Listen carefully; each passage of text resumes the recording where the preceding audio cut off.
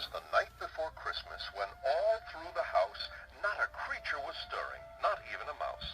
The stockings were hung by the chimney with care in hopes that St. Nicholas soon would be there.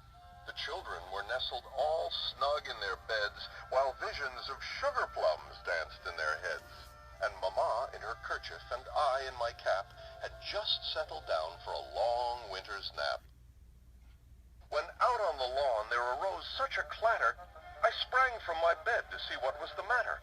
Away to the window I flew like a flash, tore open the shutters, and threw up the sash. The moon on the crest of the new-fallen snow gave a luster of midday to objects below, when what to my wondering eyes should appear but a miniature sleigh and 8 tiny reindeer. With a little old driver so lively and quick, I knew in a moment it must be St. Nick. More rapid than eagles his coursers they came, and he whistled and shouted and called them by name. Now Dasher, now Dancer, now Prancer and Vixen, on Comet, on Cupid, on Donder and Blitzen. To the top of the porch, to the top of the wall, now dash away, dash away, dash away all. As dry leaves that before the wild hurricane fly when they meet with an obstacle, mount to the sky, so up to the housetop the coursers they flew, with a sleigh full of toys, and St. Nicholas too. And then, in a twinkling, I heard on the roof the prancing and pawing of each little hoof. As I drew in my head and was turning around, down the chimney St. Nicholas came with a bound.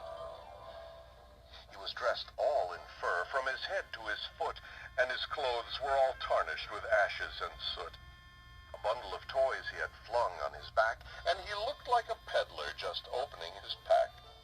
His eyes, how they twinkled, his dimples, how merry, his cheeks were like roses, his nose like a cherry. His droll little mouth was drawn up like a bow, and the beard on his chin was as white as the snow.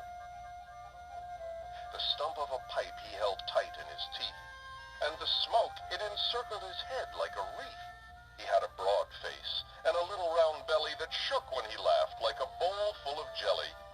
He was chubby and plump, a right jolly old elf, and I laughed when I saw him in spite of myself. A wink of his eye and a twist of his head soon gave me to know I had nothing to dread.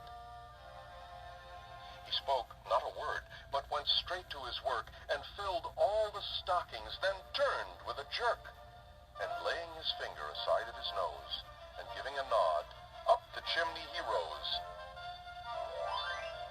He sprang to his sleigh, to his team gave a whistle, and away they all flew like the down of a thistle.